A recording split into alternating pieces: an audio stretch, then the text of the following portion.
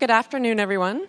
Hello and welcome to our August 360 presentation. I'm Curator of Education Anna Smith, and today it's my pleasure to introduce artist Liz Glynn. Liz Glynn's work strikes a perfect balance of substance and style, blending engaging concepts like a secret speakeasy tucked between booths of an art fair, or a model of ancient Rome built and destroyed in a day, with thought-provoking historical and literary inquiry. Those lucky enough to experience one of Glynn's installations might come away with a piece of surrogate cast bronze jewelry, a newfound interest in piracy, or lingering doubts about accepted historical narratives.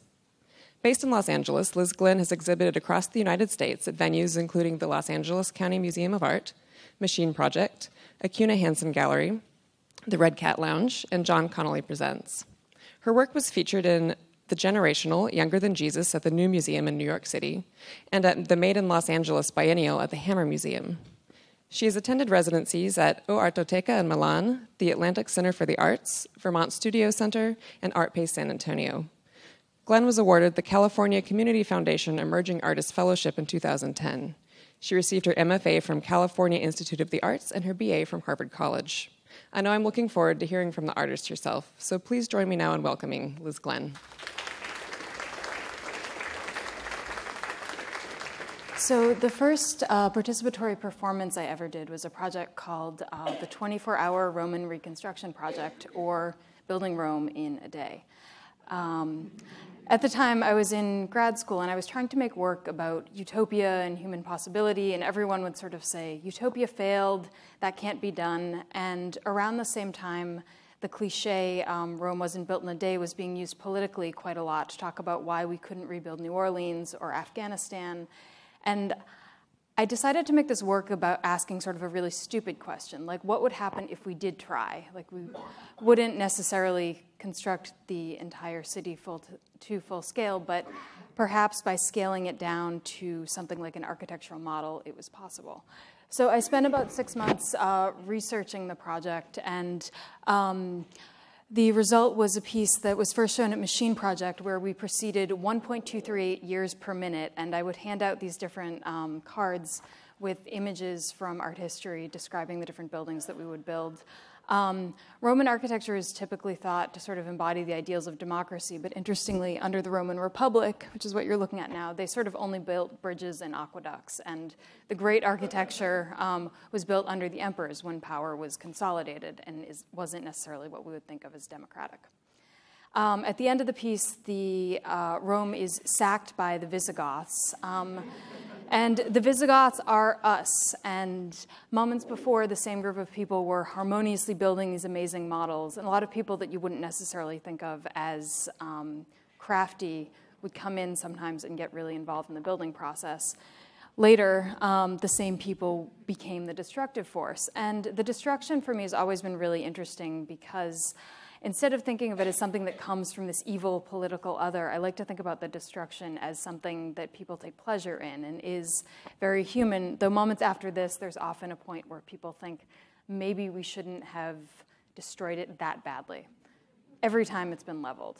The project then went to the New Museum in New York, where we did it on the first floor of the museum behind this kind of glass wall, and Rome fell as the first triennial of the New Museum opened.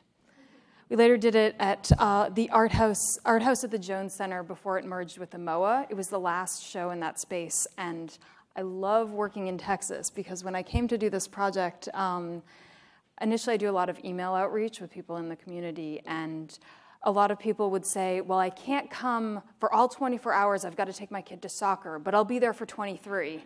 Like, we did it about 10 times the scale, so the buildings, instead of being this size, were sort of waist-height, Texas style. And that was the last version. In 2010, I did a number of smaller projects with nonprofits in Los Angeles after this, and also in Italy. And I wanted to take a step back and kind of have more control over the context around the work and think about the major themes I was interested in. And a lot of my work uses monumental architecture to think about the position of the individual person in relation to much larger structures that can't necessarily be constructed by one person alone. So in 2010, this sketch was in my studio when I did a studio visit with the gallery I now work with in Los Angeles, Redling Fine Art. And I'd never built anything this big, but the idea was to build a pyramid out of forklift pallets that would be the site for 9 performances based on the Egyptian Book of the Dead, and using the idea of the Book of the Dead as a metaphor for puddle jumping through one's uncertain financial future, hoping to get through to the other side. I'll speak just a moment about this material. I was born in Boston, and before I left the East Coast to move to California to go to Cal Arts, I was working a lot with material that had this really specific history. And in Boston, there are all these historic buildings, and every brick sort of has a story behind it. In LA, none of that older history exists, and we sort of renovate at will, or things are destroyed by earthquakes. So I really like this idea of using the anonymous material of the forklift pallet, where the pallets are marked by their movement through kind of international trade, but we don't necessarily know where any of them have been. Occasionally one is stamped with a company name or something like that.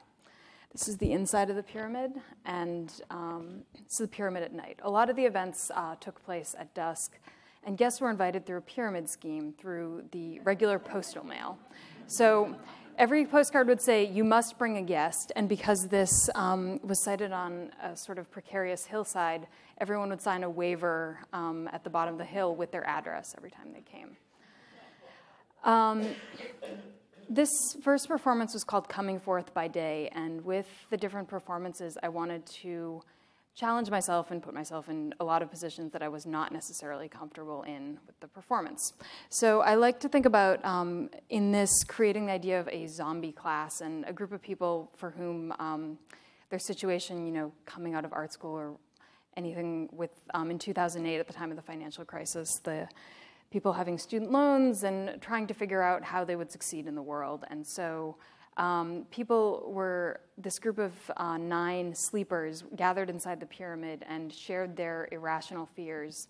And after that, we had lunch, and everyone took sedatives, accompanied by a nurse.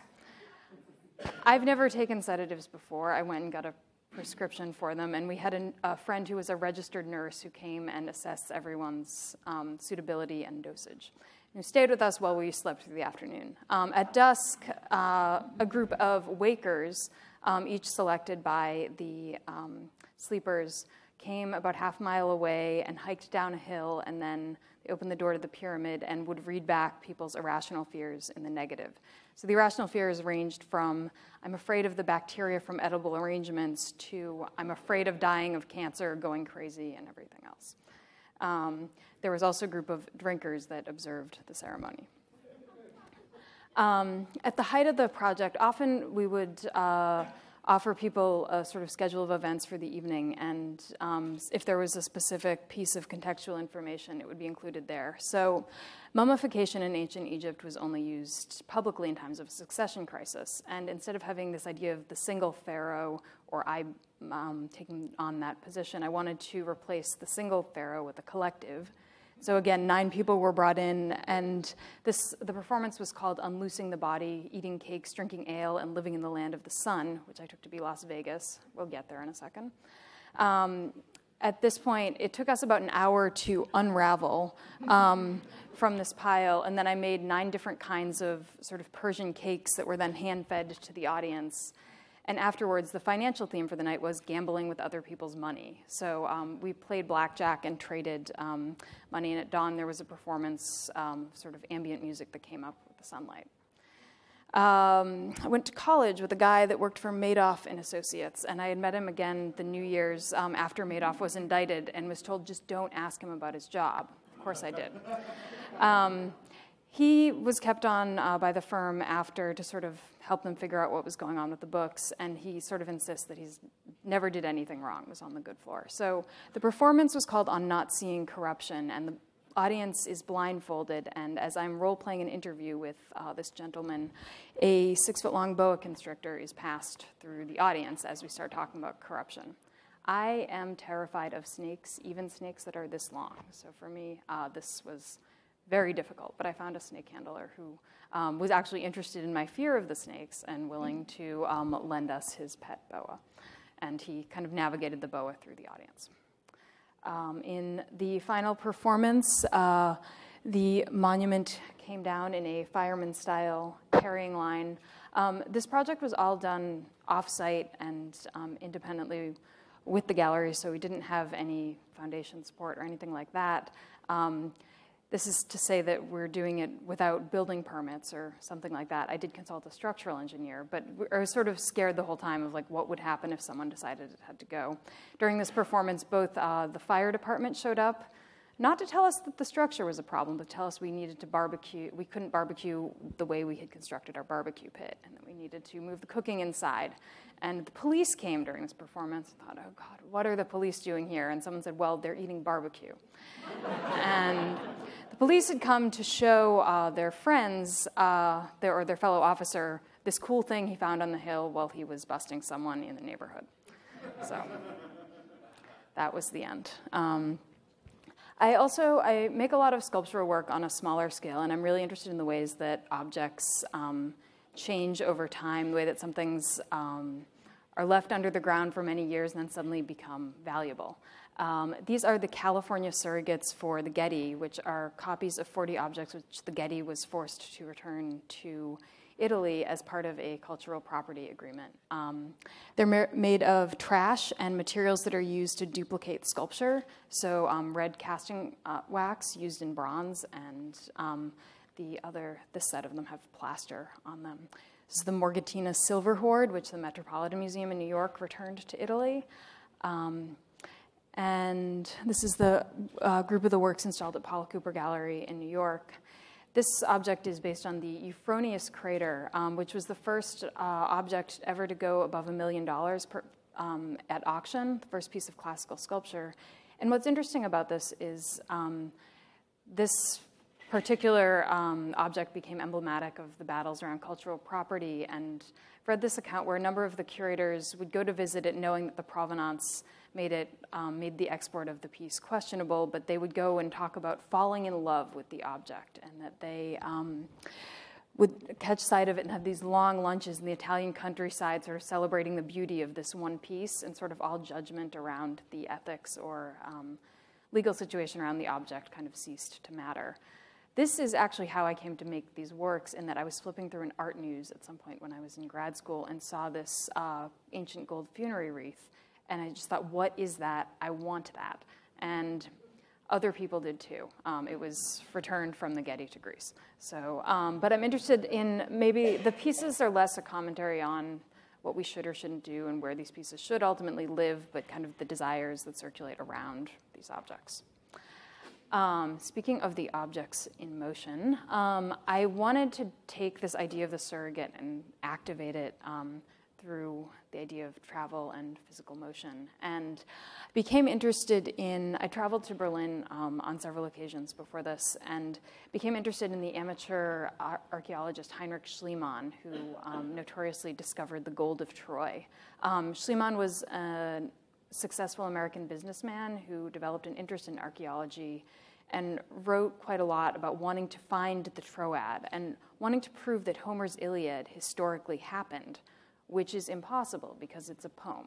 But this is what he was interested in. There's something very beautiful about this idea. So he went to modern-day Turkey and started digging. And at some point, he dug for 7 seasons and would, what was interesting to me about Schliemann was that he was declarative, and so he would hit a wall and say, that is Priam's wall, and this is Priam's area, and he would talk, he would brag about knocking over a 3rd century Greek temple in search of the Troad. He dug down to bedrock and found nothing, but then at one point, he finally found something, which was something similar to the objects in front of me, which are copies of the Gold of Troy, named by Schliemann, which he his chisel struck gold one day, and he found this cache of objects that he secretly spirited out of the country, paid a fine for the half that he wasn't supposed to export at that time, and donated it to the German people.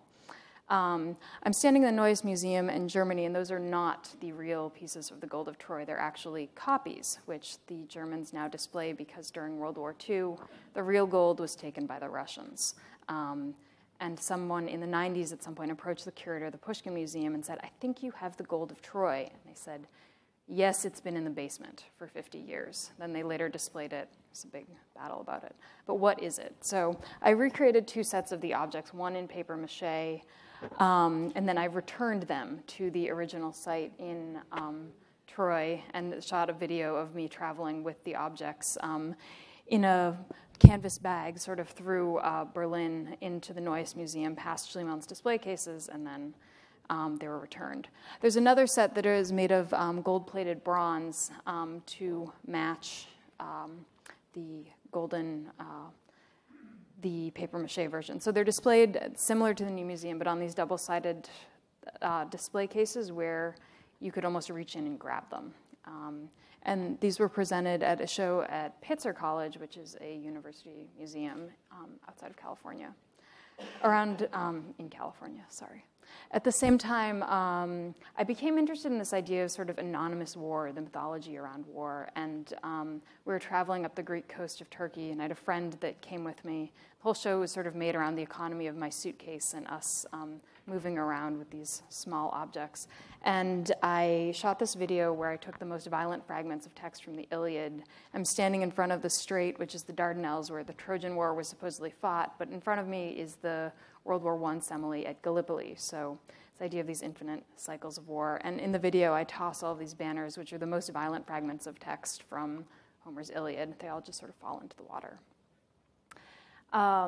Randomly, while I was on a day off, this is the Untitled War Memorial after Treptow, and it is based on this pile of dead flowers, which I found walking in Berlin. There's a Soviet War Memorial park that's sort of very post-human in scale, but one day when I went, I happened to find this pile of dead flowers that people had left. Thought, oh my God, this is the best war memorial ever, because these individuals leaving flowers behind for a war that is so distant that most people who would leave flowers probably didn't live through it. But somehow there's a personal attachment to it. There's the problem that these flowers are dying right there and just going to continue to die. So I, as a sculptor, approached it and sort of thought, oh, I want to cast this. I've got 5 more weeks to travel. I'm like, can I ship it back? Can I put it in trash bags? Can I send it to LA? It probably won't clear customs. What am I going to do? And I ended up taking about 300 photographs and recreating it in the studio, and then went to take a mold of it. But at the same time, the process of making a mold of such a detailed object took so long that the flowers began to die out from under the silicone. So the end result is the piece ends up looking bombed. But I think something about that was an apt metaphor for the situation.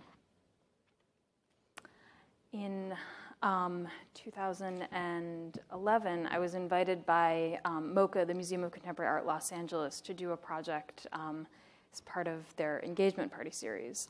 The title for the series ended up being called Loving You is Like Fucking the Dead, and the U in the title was MoCA. And I wanted to think about this idea as an artist. MoCA at that time had undergone a transition where they had brought in a new director, and the museum had been founded with artists as part of its mission. And its earlier life as a museum involved a lot of really research-driven exhibitions and had a great collection of historic Los Angeles conceptual art. The new director seemed to have different ideas, and a lot of artists felt very alienated by the new version of the museum. So you would hear people say things like, the museum is dead to me, or the museum no longer matters. So as an artist invited to work with them, I thought, well, what can you do with this thing that is dead to you, and how can you continue to have a relationship with it, or how can you build something out of that? So I wanted to start with the charred remains, so we created an effigy. I often go back to earlier history. So in this case, I thought about the Crystal Palace and kind of the founding of the idea of the exhibition in the museum. Incidentally, there's an archway in the front of MoCA's Grand Avenue building that looks similar to the front of the Crystal Palace. So I worked with a welder to create a steel frame structure, and then given the museum's willingness or unwillingness to have certain things happen on site, we burnt the effigy off-site with a group of Hollywood pyrotechnicians, made a video, and then began a performance that started with the charred remains. So instead of burning the thing down at the end, we'll start there and see what we can do from there with 3 other performances. I worked with this percussionist, Corey Fogel, who I often collaborate with, and he created a 3-part score where first the structure is taken down. It was initially set up in this courtyard, and the video is projected on the wall of the museum. Under the structure, there were panels of colored glass, which were then brought up the stairs, and we created this really beautiful kaleidoscopic movement piece based on this novel by Paul Scheerbart called The Gray Cloth, where he talks about the world being illuminated by colored glass. Then I broke 72 panels of colored glass and created a dance floor in which 2 waltzers ended the performance by walking out and performing Chopin's Last Waltz. And then other members of the audience were invited to come in and dance.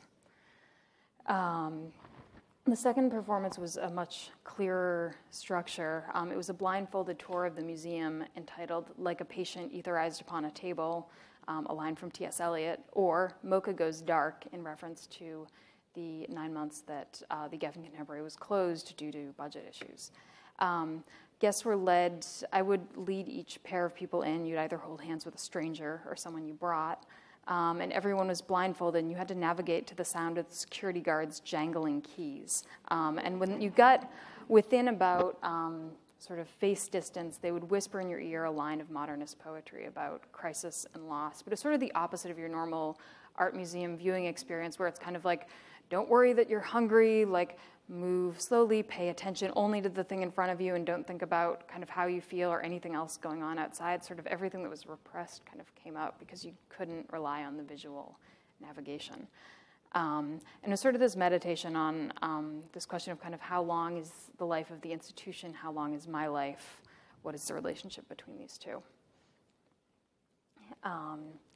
In the last performance was staged as a dinner set as an anatomical theater. So I worked with a chef to make a 9-course menu around a sacrificial lamb, which he broke down. In the process of butchery is called fabrication, which is a nice parallel to sculpture. And he would make these different courses, and throughout the meal, the security guards from the second performance came back and would read different texts gathered from the audience about what people had, what people wanted, and what they needed. At some point, the head of the lamb was chopped off on the table, which was mic'd. It's quite a loud sound. And between the 8th and 9th course, the drummer from the first performance tucked in the tablecloth and walked the length of the 100 people sitting around and took all of the dishes down to the ground. It was sort of a celebratory moment at the end, and then plates of these long trays of salad with flowers at the top came out, and sort of this idea of a new beginning. I've often been interested in the intense effort required to move large structures at times, especially in the case of the Egyptian obelisks, when it would have been very incredibly technically challenging to do so.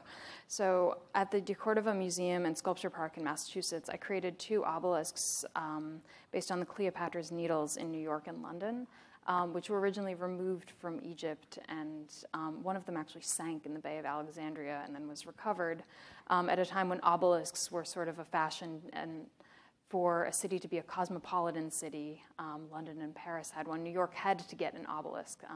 Now if you see one of the Cleopatra's Needles on the bank of the Thames, it's actually very sad.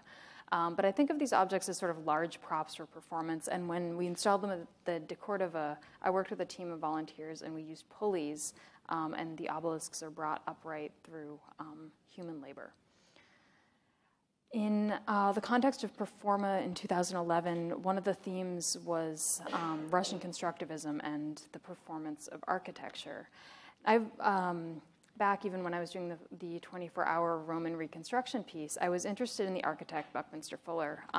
This is Fuller at Black Mountain College trying to create the first geodesic dome structure. He had these beautiful models, and this was the first time he tried to make a 50-foot geodesic dome stand up.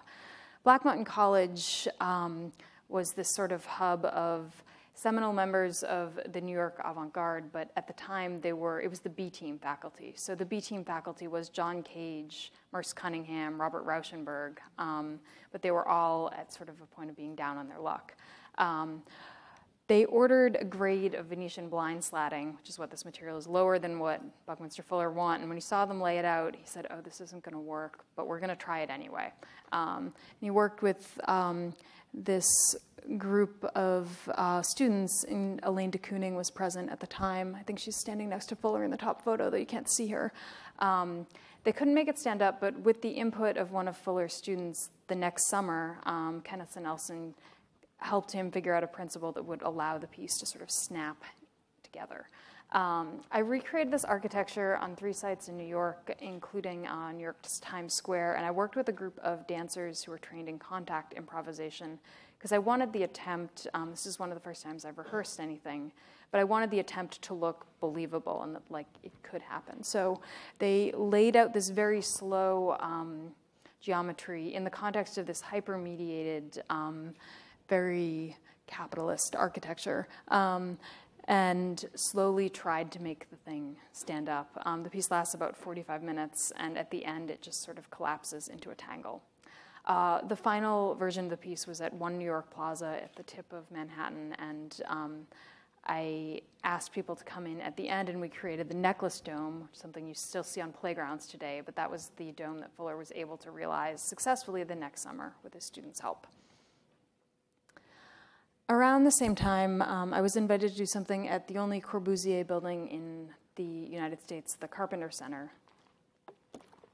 And it's sited on the context of the Harvard University campus, where all the buildings around it are sort of traditional brick and mortar Ivy League architecture. And one of them next to it was the Fogg Museum, which is currently being renovated by Renzo Piano. And I think the renovation is actually slated to open this November. So I requested rubble from the museum renovation and recast Corbusier's LC2 chairs with the idea of the modern architecture sort of consuming this older architecture in the pieces on the museum's ruin.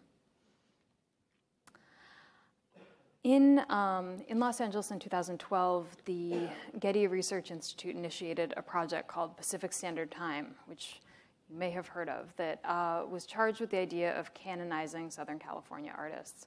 And around that time, I was researching a festival that fell under the purview of this period of time called Public Spirit, which was the first performance festival in LA, organized in 1980, called by Barbara T. Smith, Linda Burnham, Chip Chapman, John Duncan, but a group of artists that some of whom are very well known now. And when you see this work in museums today, it's sort of, there are these really iconic black and white photographs of, you know, like Chris Burden's shoot piece or things like that.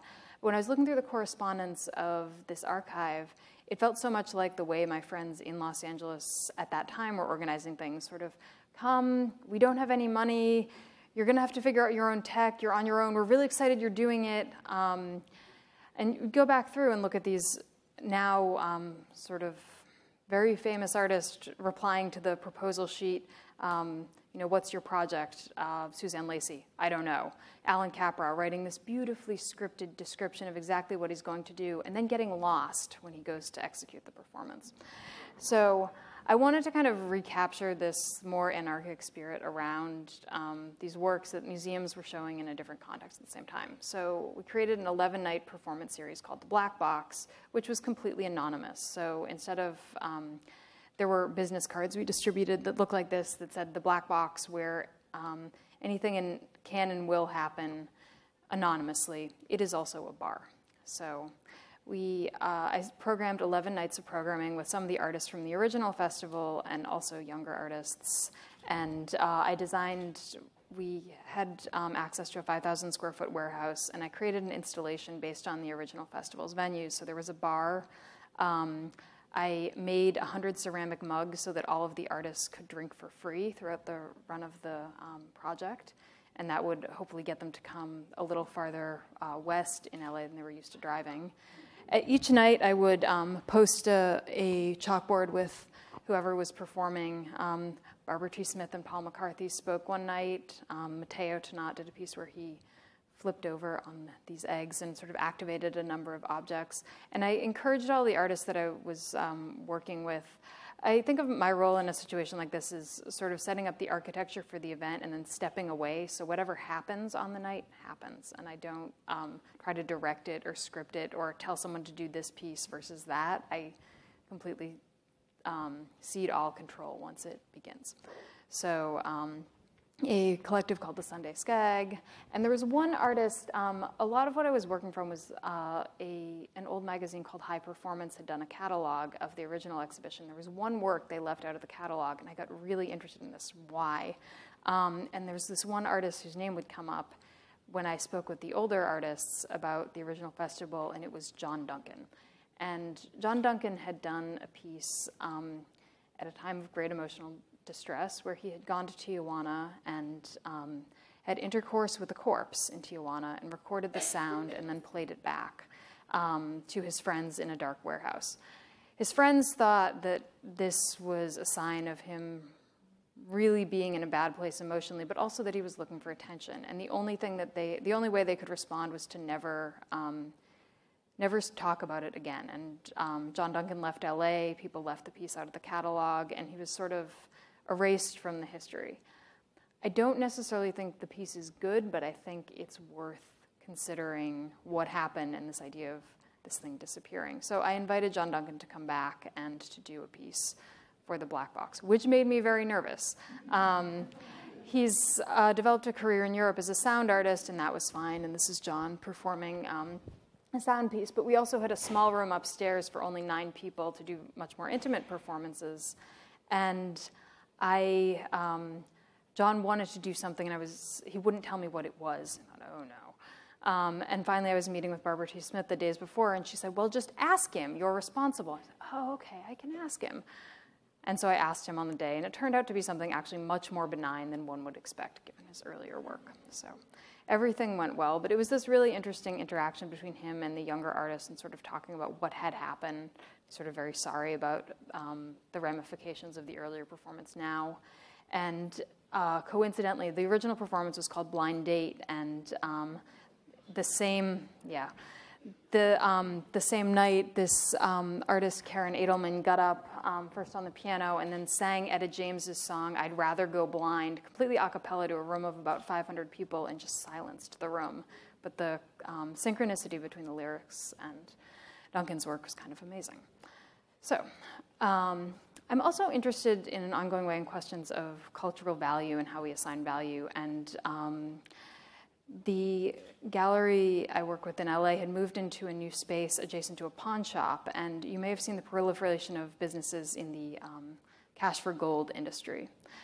I came up with a proposal for Frieze Art Fair, and often in the context of art fairs, I can't escape this question of value. And so I rented these traditional jewelry display cases and made 2 sets of artifacts based on things that people had given to pawn shops to melt down. So some of them were made of gold-plated bronze. These are things that actually were melted down and lost. And what I was interested in is the trade of people's sentiment, or the ring that might have mattered quite a lot, and then the point at which someone decides to give it up, whether because the sentiment is no longer there or because the material value is more important to them. And you never know, and it is lost in the smelter. I also created a set of objects based on things that were considered too valuable because of their design to be melted down. So I went to another pawn shop that was more sort of excellent antiquarian objects, and these watches were one set of those. In 2012, I was invited to do something at the Made in Los Angeles biennial, and after I had traveled in Turkey, because I had done the pyramid, I'd always wanted to go to Egypt, and I had funding to travel to Turkey for the museum project, and it was right after the Egyptian Revolution, and I really wanted to go sort of see what was going on. And right when the State Department kind of had made it okay for Americans to travel there, I went to Egypt, and one of the things that a lot of the cab drivers would say to me is, there's the time of the pharaohs and there's now. Like, this is the next great moment in Egyptian history, and it felt like a very exciting time to be there.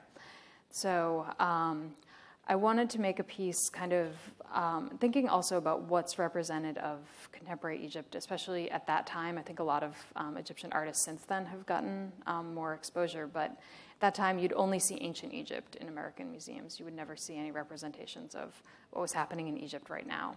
So I created these two sculptural forms. There was this tunnel on the right, and you would peek through the hole and sort of see there was something on the other side. The installation was meant to be kind of deliberately obfuscating when you walked in, and then when you come around the corner, there were these cabinets, one on the left with a cast lead lemon tree and a wedding dress, and then on the left-hand side of this image, there's another set of cabinets. The piece was called Anonymous Needs and Desires, and it contained casts of all of these objects that had been smuggled from Egypt across the border into the Gaza Strip through these smuggling tunnels. And I'd like to think about the sort of the parallel metaphorically between the pharaohs burying themselves with all the things they would need in the afterlife and all the things that were being smuggled into Gaza that represented sort of the human need there. This is a drug called tramadol, which is a flu medicine in Europe, but they take it as a sort of recreational drug to deal with life in the Gaza Strip. This was a dungeness crab. There's also an iPhone, a chocolate bar. And I also like to think about it less from the complexity of the political situation there and more just in the human sense of, if it were me, I might be the person wanting the chocolate bar and not the baby food, if I was on the other side of it. The tree was particularly poetic because there was one gentleman who spoke of wanting the cast lead lemon tree, wanting the lemon tree because he couldn't know that he would have lemons if he didn't have a tree, because produce would sometimes be available and sometimes not. The material refers to the Israeli military operation that caused the border security to tighten up, resulting in the smuggling tunnels, was called Operation Cast Lead, as in bullets, which felt a little creepy. These objects were open to, the white gloves on the wall were made available for anyone at the museum to take the objects and pocket them and walk around with them. So you could sort of have this experience of smuggling this heavy thing. Museum was very nervous about doing this, and I did sign an unorthodox installation waiver, and I think they thought that everyone would walk out with the installation on the first day. And throughout the course of the installation, I think we only lost a few objects, but I wanted to make that possibility open, and I deliberately had them position security guard outside of the installation so that you could have this private experience with the objects and consider the possibility of taking one. So, this is a show called Hoard. Shortly after this, we wanted to look back again to these questions of material stores of value. This is a cast glass safe. It contains a single uncut diamond, and it's from a period of safe design, a Diebold safe that was still crackable but fireproof. So the problem is, if you want to get to that diamond, you would the piece is perfectly sealed, and you would have to crack the safe. And by cracking the safe, you would create a pile of broken glass, and you might not be able to find the shard of diamond, which is the same color as the glass. It's a problem. On the night of the opening, I solicited a friend of a friend to show up in a black hooded sweatshirt with a hammer and crack the safe. Depending on where you were standing in the gallery, some people were behind the wall and they thought it was a terrible accident because someone had walked between the rooms right before. I was standing in front of it, and because I didn't respond, I just looked down. The room was silent for about a minute afterwards. And those people understood it to be a performance. The people outside thought it was actually some hooligan from the neighborhood had come in and smashed the safe. So one of the things that's interesting to me about something like this is that your experience of it depends exactly on where you were standing relative to the object and the history.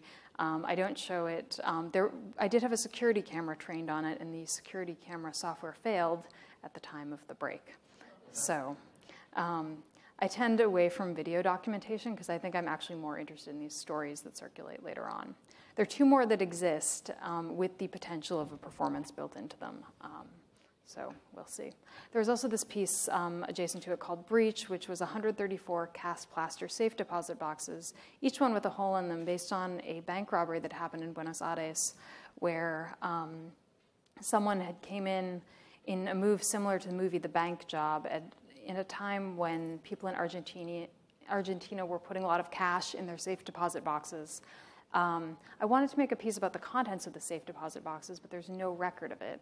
And people had tunneled into this bank vault and then over New Year's Eve taken the contents of all of these safe deposit boxes.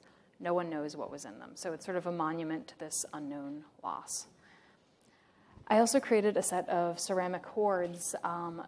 In times of war, plague, and famine, you often see people in human history burying things under the ground. So the Vikings were thought to have done it as a sacrifice, but during periods of the Dark Ages, sometimes people would bury things with the intent, perhaps, that they would come back for them, and they never did because we found them. So this is the Salisbury Hoard, and this one is especially thought to be sacrificial because there are these little sort of hammerheads that are smaller than the scale of the tools they've actually found that were useful, so they're more symbolic. This was the Snettisham Jewelers Hoard, and the material is pit-fired ceramic, so I thought about making them out of dirt because they come out of the earth, but clay seemed like a material that would be much more natural because the dirt would require such an intense polymer that would destroy the idea of the dirt. And I fire them in a process called pit firing, where in my case I bring them to the beach in Los Angeles and have this large fire pit, and they're fired surrounded by organic material and scraps of metal and stuff that give them this strange but totally unpredictable patina. This was the Vale of York hoard, and there was a chunk of coins found. I sort of care about the integrity of the sculpture object, sometimes in a way that's irrational. So in this case, I think there were 432 coins, and I had a stamp and sat down and made every single coin and joined them together. So it's not a chunk of clay that is decorated with the coins. It is exactly the number of coins that were found in the hoard. Also, thinking about the representation of objects historically and objects that actually exist in real space, became interested in Dutch still life painting and the fact that a lot of the objects from the decorative arts that are represented are more fantastical than the china or pottery that actually existed at the time, but they were meant to be these kind of symbolic representations of a certain social class. And so I've gone back to some of these Dutch still lives and tried to recreate them in physical form, create sort of a memorial to this physical thing. So this is a Vanitas still life. This is a still life with lobster from the painter Wilhelm Kaff. All of the pieces are made with paper mache and sometimes real organic material. So yes, this is a real 3-pound lobster. It's monstrous. And I like the idea of using the paper mache because it creates, in the process of bronze casting, traditionally you would work with a wax and make sure that it's perfect, then coat it in a ceramic shell, and they burn the wax out, pour the metal in, and you get a very exact copy. With the paper mache, there's a bit of chance and sort of an event embedded in it, and I don't know how the paper mache burns out, and it leaves it with this kind of ashen quality that I'm sort of interested in. Last summer, I had the opportunity to go to Florence to research a project. And I happened to visit the Galileo Museum and got very interested. At the time, I was working on a parallel project and I'd been reading a lot of theoretical physics. And I fell in love with these celestial globes from the Renaissance and the idea of kind of constructing a worldview as an object, and thinking about the parallels with theoretical physics and a lot of the models that are sometimes invisible to the naked eye, but are sort of illustrated through these different drawings, and that any of these cosmologies contain sort of the subjectivity of whoever is producing them. So I started creating this series of globes, which are always based on the night sky, based on the coordinates at some point that I've been in time. So whether it's Vienna on August 16th or Los Angeles in yesterday. And they're superimposed with these sketches from different models. This is Newton from theoretical physics, or in this case, Egyptian cosmology. At the Frieze Art Fair, I was invited to do an artist project that could be somewhat performative in nature, and again, going back to this idea of value, one of the things I think a lot about in terms of how we think about value is the way that it becomes personal and subjective, and a lot of it involves storytelling. And the concept I had for the piece was to create a bank vault that instead of creating currency, having currency stored in these safe deposit drawers, it would be sets of objects that could be activated in a narrative context. So I hired 4 bartenders that were actually actors trained in improvisation, and I made 144 drawers, each of which contained objects from Borges and Kafka short stories. And there were these flimsy papier-mâché objects that on their own might seem like nothing or might seem unrelated. So the foot of a statue and the knife was a story about the death of Julius Caesar. And there's this, the objects only acquire meaning through their activation in storytelling. As the story was told, the bartender, the clerk, sorry, would make you 2 very strong drinks for you and a guest, and hopefully add some meaning to this experience, and then you would go sit in the lounge in the back. The art fair itself is incredibly white and bright, and the other way that the piece was sort of dealing with these structures of value, usually in an art fair, a space like this would only be accessible to the VIPs, and in this case, you could only come in with a key that was held in a safe deposit box envelope with a map to the secret location. The keys were randomly distributed, so no one was allowed in without the key, which on the opening day caused problems for people who sort of said, well, I should get to go in. Well, do you have a key? And I hired this bouncer from the Bronx who at some point, someone said, how did you train for your role? He said, I've been doing security since '86. You think I need training? He was really aggressive, about 6 feet tall, and he would ask everyone if they read the instructions. But I said at the beginning, I said, you can't get an art handler or just like an art guy to do it because they won't feel comfortable with that level of energy. And but this interaction was really great because he really stuck. Also, if I had been at the door, I would probably feel sorry and want to let people in, but this guy really kind of kept the structure of the piece quite tight. The pieces now exist as sculptures, and one of them is in the collection of the Los Angeles County Museum. So potentially, they can take the set of drawers and reactivate it as a performance, or they can show the objects as a sculpture with or without some text. At LACMA, I've had a long engagement with LACMA, which began probably about 5 years ago doing a collaborative project with them in Machine Project, and I was invited to do some sort of long series of performances, and what I wanted to do was a response to the collection of monumental sculpture. Initially, I was thinking that I would deal primarily with the minimalist works in the collection. So they recently acquired Michael Heiser's Levitated Mass. They have a great work by Donald Judd, Tony Smith. But as I was compiling the list, I thought, oh, they have this Garden of the Redounds, and I'm not interested in figurative sculpture, not interested in Rodin, but to do due diligence, because I'm a research-driven artist, I should go and read some books about Rodin. And I fell in love with Rodin's practice. And so Rodin had a career that sort of went up and down. He worked a lot from fragments and would work very small, making these very hands-on models, and then would hand them off to an assistant to enlarge them. He'd often kind of recollage different pieces. And he had this long-standing unfinished commission for a work called The Gates of Hell, which was actually never completed during his lifetime. But from that, pieces like The Thinker, The Shade, which is on view right there, and I believe there's one at the DMA as well. A lot of the work wasn't cast in bronze during his lifetime, and only when he willed his estate to the country of France upon his death did they start casting a number of these works in bronze.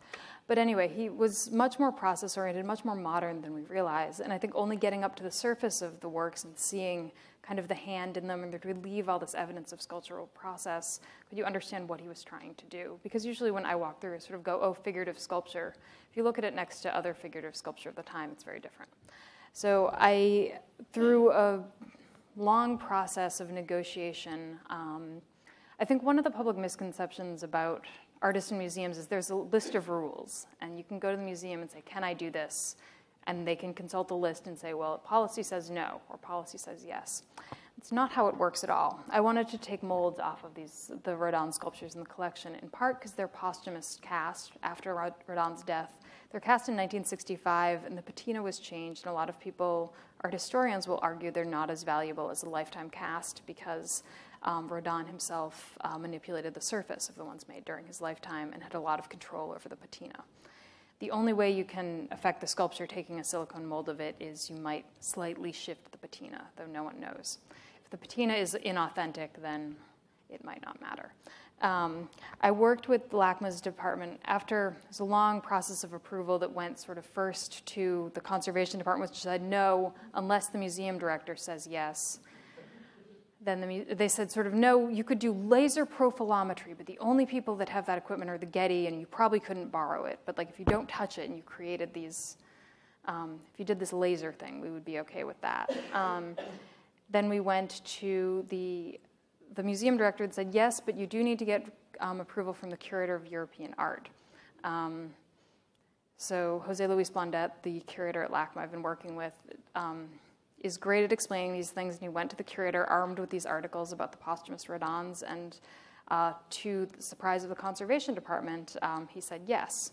And so I ended up arriving at the museum one day to do a test and met a member of the conservation department who'd been on the LACMA staff for 38 years. And his name was Don Medvedev, and we had a fantastic time working together. So he came and took me about 2 weeks to make these fragmentary molds, the Rodins, and later to be used in this performance. And we would have these long conversations as he was sort of supervising the casting process, and sort of like, do you think Rodin was a jerk? I don't know. We kind of speculate on that, or he'd talk about another piece he was conserving, all these different material things. And I worked with a group of younger artists, sculptors working in LA to recreate Redounds Atelier process. We used, I'm always missing the other half of this image, but this gentleman, Nick, he enlarged a foot about this size using a 3D pantograph, which was a analog point-to-point enlarging machine. And what's resulted is 8 figurative sculptures created in this messy, frenzied, performative way about 2 days at LACMA. What I'm doing right now is going through the process. This is just the edge of one of the legs, but I'm trying to bring them back into bronze, which is a much more labor-intensive process than I realized. But in kind of going through and reliving Rodin's process myself, I'm getting really interested in the idea of the surface and the artist's hand. And I think it's an antiquated notion that we've given up on, the idea that the artist's hand would matter at all, but actually going in and manipulating the waxes and dealing with the patina, which is what I've been doing intermittently throughout the summer. I've kind of developed this newfound appreciation for his work. So another piece, when it arrived, this Alexander Calder sculpture, Hello Girls, now called the Three Quintains, was thought to be like the greatest moment in Los Angeles art history in 1965. And it felt, reading the press from 1965, it felt like the arrival of levitated mass, sort of like this is a game changer, and that the general public got excited about it. Today, when we see this sculpture, it is faded and at the far east end of the museum and a lot less exciting. But I want to think about kind of, in the performances, how these sculptures change over time.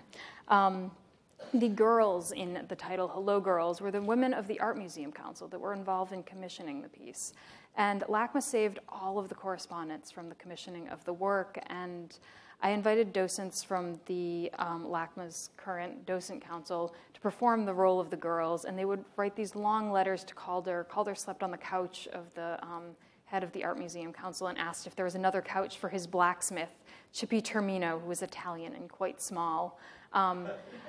The head curator, William Osmond, would send these 2-page letters about the engineering and the dimensions of the pool and when they were going to pour it. And Calder himself, well, Calder was whimsical and hand-wrote beautiful postcards back of 2 or 3 sentences, not getting into detail on the engineering.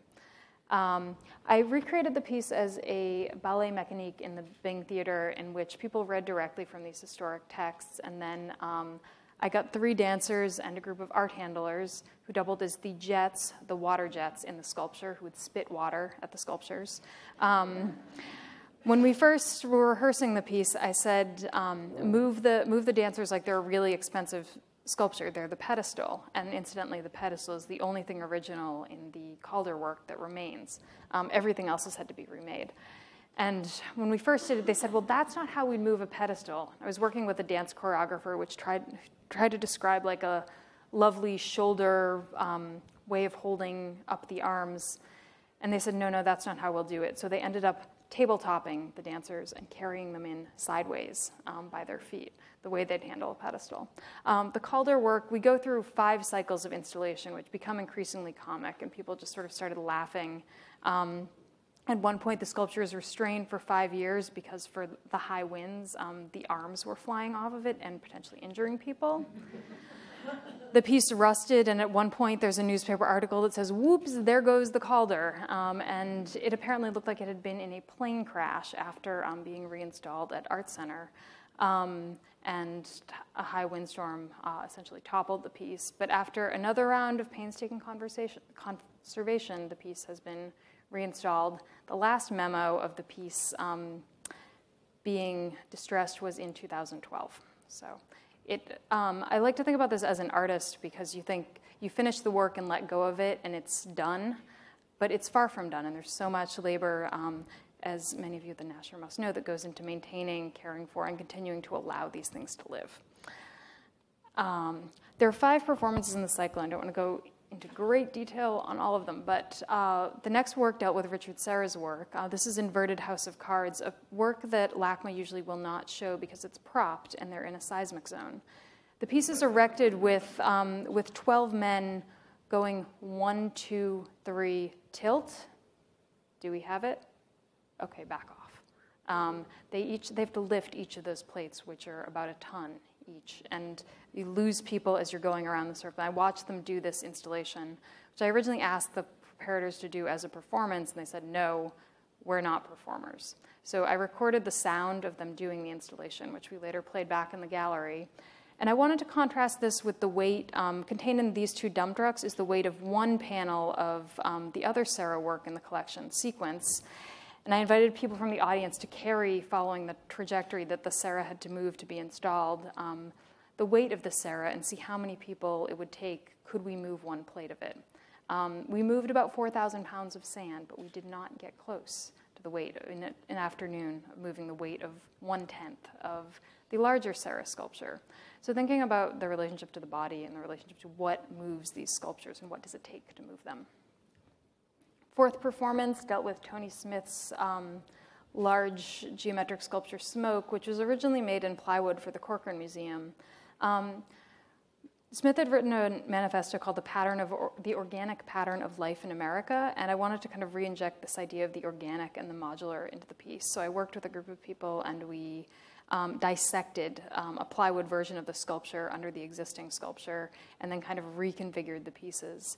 The piece was given on the occasion of Rebecca Beldegrun's 60th birthday, and it's noted on the tag. And I thought, who is Rebecca Beldegrun? So I arranged to meet her and heard the story of her birthday. So the performance actually was interrupted by a birthday cake in the middle. Because I'd like to think this parallel between the organic life of the sculpture and the geometry, but also the life that allows this work to continue to exist in the world. We ended with this Donald Judd, which this is Untitled for Leo Castelli from 1969. It's a unique Donald Judd. It's one of the only cast concrete pieces which is cast, each of those forms in one piece. The ones you would see in Marfa that look very similar are cast in prefab plates. And the work has suffered quite a bit conservationally, and there's some question as to whether it could even be moved again without completely destroying the work. Curators in LACMA's files had come to the consensus that it probably should be refabricated. And I requested to speak with Michael Govan about what the museum was planning to do with the piece, because it's somewhat poorly sited at the very edge of their sculpture park and full of cracks and kind of in a state of disrepair. So we set up the situation in which we could refabricate the piece. And again, working with a crew of sculpture assistants, we built the formwork. I called in a cement mixer with a quantity of concrete to, in theory, to cast this work, and I went through the archives of the conservation records and then sort of started asking, well, what would it mean to recast it? We could just do it. Why hasn't anyone done it? And at the end, I ended with Michael Govin's answer, which was, regardless of, the piece is still more valuable as is, and the moment you recast it in concrete, those problems of conservation just start all over again. The end of this performance cycle was incredibly anticlimactic. It's sort of the cement mixer drives away, I walk out, nothing gets cast, the formwork isn't totally done, and that's it. People sort of at the beginning felt like, oh, you're going to do this big thing. No. But I think it was sort of about asking this question rather than producing the spectacular second Judd next to the Judd. You could remake it. It's not that hard to remake it. It's very technically possible, but it's actually, it raises more questions than it answers. So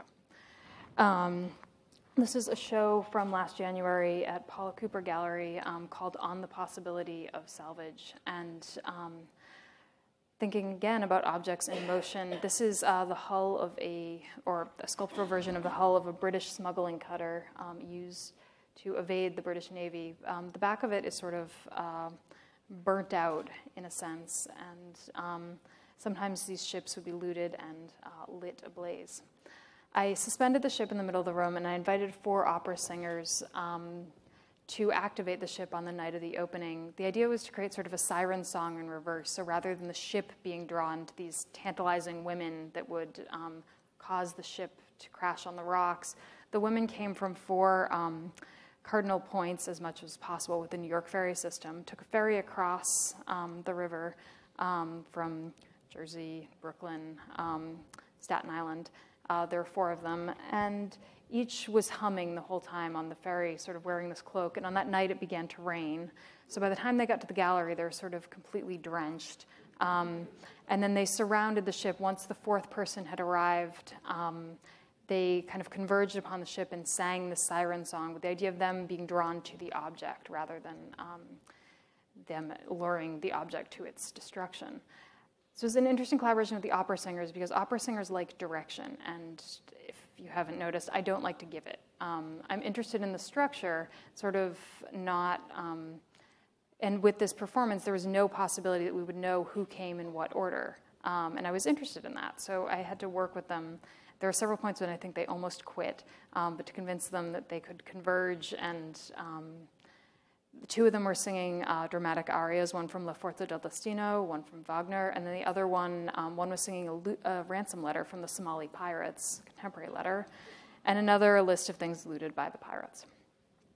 In the front room, I wanted to stage sort of a library of loss, but like a customs storeroom kind of in medias res. So all of these objects are papier-mâché surrogate copies of things that either had been lost in shipwreck and salvaged, or fictionalized descriptions from historical pirate narratives of things the pirates had looted. So in the foreground, there's trade porcelain that was recovered from a shipwreck during and in the South China Sea that was being illegally excavated. It's a Ming Dynasty porcelain bust, also from the South China Sea. The 2 heads on the left are interesting because they're both ancient Greek sculptures that were recovered from the Porticello wreck. One looted soon after the wreck was discovered and only recently linked back to the wreck, and the other thought to be a philosopher, head of an old man that has been associated with the wreck. This is a Punic War era battering ram created in papier-mâché with ink. And some of the stories I worked with were from these really colorful narratives of the pirates. So the black suit in the middle is one of my favorites, where a captain went aboard in a wild, exotic island and tried to sell a bill of clothing. Someone tries on a black suit, and as he's about to say, "That suit looks wonderful on you," the man runs down the beach wearing the suit, and then the natives jump in and loot the bale of clothing, taking all of it. The purple robes are Julius Caesar's purple robes, because when he was 26, Caesar was captured by pirates, identified as royal. He subsequently secured his ransom, which he demanded that they triple, and then went back and had the pirates crucified. Earned his reputation. This is the Anthakira mechanism, which is a brass timekeeping device that, from fragments that look not unlike this, they've reconstructed this elaborate brass timekeeping mechanism. But I'm interested in this state of things, in this barely believable sort of fragmentary bit of something. This is a chair that was destroyed when pirates stormed a castle on an island, and another set of trade porcelain. An anchor. Oh, the anchor is the last good story. These pirates at some point had entered a ship and were cutting the anchor line. They said, why are you cutting our anchor? You can't cut the anchor line. They said, well, we're going to burn the ship anyway, so it doesn't matter if you have your anchor. But I think the stories were interesting, and we kept the stories in the gallery that you could read or not about the objects. I was in Texas earlier this year at Art Pace in San Antonio, and I had some research also from that Florence trip. One of the things that's interesting to me, or has become a question, is why do I keep making sculpture, which is difficult to negotiate and deal with, and why am I still invested in this material tradition when so much of what circulates in our world now is abstract? So whether it's financial transactions through banking or things like that. And I wanted to look back at the era of the Medici when wealth was still physical. And I became interested in these cabinets from the Grand Ducal Furniture Workshop, which are these large, usually you see them, they have inlaid stone, and they're incredibly elaborate. And I remember feeling funny about what these cabinets were for when I saw them, the Medici villas in Florence, and it turns out they weren't meant to be functional. They're sort of these large stores of used for the display, essentially, of wealth. I mean, there would be a writing desk or something like that. But largely, they were kept empty. And I wanted to create these sculptures as sort of performance props and think about the furniture for this hypothetical apartment or house and potentially this other project I might do later. But these are sort of sketch prototypes for the idea of these empty vessels, but this vessels that at the same time have this large, physical, heavy presence that also, as a sculptor that's constantly dealing with negotiating, for example, shipping that boat across the country and getting it to clear a door that's 36 inches wide. It's in 9 parts. I think a lot about kind of like taking up space and what it means to take up space. So I created these different objects working with a cabinet fabricator in San Antonio, and then there's also this gold marriage chest right there, and also different ceramic pieces. Sorry, I'm flipping a little bit. There's one more that I don't have an image of, but they were all activated in a performance where I hired furniture movers in San Antonio on the night of the opening, and we started with everything wrapped in these moving blankets and then brought them out as I was reading these different texts about the history of Florentine banking. For example, did you know in the word bank comes from banca, which is table, and they would banking in Renaissance Florence would take place on these green tables. Think about the idea of banking as a relationship and not as a vessel, not as a place, but as this situation was something that I kind of wanted to bring up. So created these kind of minimal versions of these objects to function as props, and the furniture movers moved the things around and sort of made it clear that everything was empty. They would tip the cabinets forward until all the drawers fell forward and almost out, and then back. And the movers at the end said, no one's ever given us a standing ovation for moving. But we're not supposed to tip stuff like that. That's really not how we're supposed to make it look light, not heavy. But convince them to do it. The last project I want to show you is from Sculpture Center this year in June. And the project was called Ransom Room. And in the context of Sculpture Center, which is in Long Island City, New York, it's a long tradition of working with sculpture, I wanted to do something that evoked material history, but also the history of sculpture. So when the Spanish conquistador Pizarro conquered the Inca, he captured the Incan emperor Atahualpa and held him ransom for a room. The dimensions were 21 feet by 14 feet, and to the height of his outstretched hand, filled once over with gold and twice with silver. Subsequently, they held a mock trial, killed the king, and then also melted down all of the gold that they had filled the room up with. So I wanted to recreate the steps of this history. The room was initially, we resized the gallery, covered it with stucco to look like the original Ransom Room, and I recreated this image based on a mythic description of Atahualpa's father's palace that was looted by the Spanish. I used red sculpture wax as a material, so the material, again, used in bronze casting. And all the molds were coated with this gold mica powder, so everything kind of felt like a temple. Paneled the walls in gold, and there was a field of golden corn in the middle. We deinstalled the corn, and there was an empty room paneled with gold. And for the next month, at different sites around New York City, I would cast the ransom, which was legendarily carried from the far corners of the empire and took quite a while to arrive, making the Spanish very impatient. So I mimicked this process using the 5 boroughs as my work area, and we, Sculpture Center, partnered with other nonprofits that would allow me the space to work for 3 or 4 days. And when you put fine art in these grocery, like reusable grocery bags, it instantly becomes valueless. And so I would travel, not the way I'm used to having artwork travel necessarily, but by carrying it on public transportation and often taking these long walks across, this is near Socrates Sculpture Park, on the subway, where people would just kick stuff, smush stuff, and whatever happened. Everything. This is near the Gowanus Canal. And finally, the ransom, and I deliver it at the end of every day to Sculpture Center. I was kind of casting as much as I possibly could. Not a way that I'm necessarily accustomed to working, but I became interested in this sort of Sisyphean effort to accumulate the ransom. We filled up the room with all of these objects, and then the ransom, as you know, was melted down. So in the last week of the exhibition, I came back, and all of the objects in the room, for about 5 days, I would take them out of the room, and then they were all melted back down. They went back into the pot. It's the only time I've ever done anything backward, and it felt very strange. And now the piece exists as a minimalist sculpture, just as it was displayed as a stack of ingots, and now the piles of ingots have been divided because the Spanish made no record of what they melted down. They just had pots, jugs, and other cups. They left very detailed evidence of how the ransom was distributed. So this ransom is now broken down proportionally to that ransom. And that is it.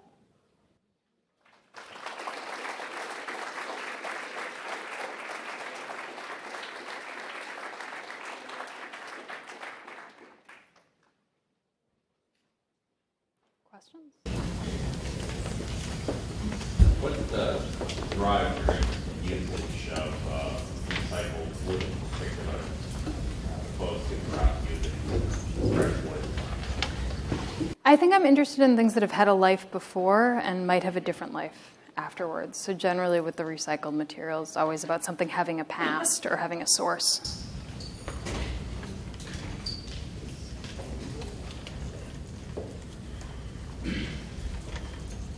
What time period did all this work? The first piece was 2008, the next one was 2010, and the others are it's about 3 years of work. Everything you showed us was over 3 years? Wow, yeah. Okay. That's a lot of work. And do you do all your research yourself? More or less. I mean, just in the last couple months, I've had someone that will look up PDFs based on a really specific search criteria, but I find so much. I often find a new project along the way of just looking at the search results for something. I use an academic search engine called JSTOR quite a lot. I definitely wouldn't have a project like, I want to do this thing about the ransom room. Can you do the research for me and hand me a one sheet? Like I spend months and many hours reading. It's slow. I can't possibly figure out a question right now, but I just want to say my head is swimming with so many good things. I'm really inspired and motivated at the way that you were, your rigor, and all of that. So as an artist, just thank you for your practice.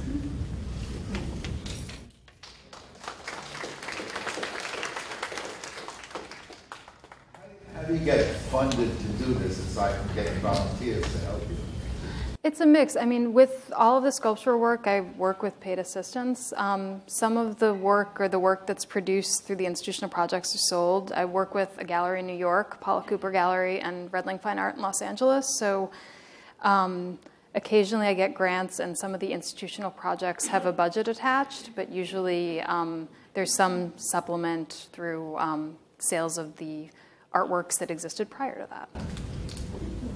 There seems to be some relation at the top with what Buddhists do with their sand sculptures, and they make something really beautiful, and then they just clobber it in the end.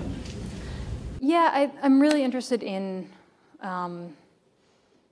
things that disappear and how, like, cycles of what exists and then is lost. And one of the things that's also hard is the willingness to, or having to be willing, for example, with the Sculpture Center show, to give up the way it was, and also to deal with people's responses as an audience saying, I liked it better the first time, or like, couldn't you have left it, or can't you leave half of it up? And people would walk in the middle and sort of say the fact that you might not like the way it looks at the end is kind of part of it. And so having to deal, and also having to deal personally with, like, it sometimes feels bad, like it feels just emotionally heavy to do it, but I think that, for me, that's an important part of the work. So thank you so much for coming.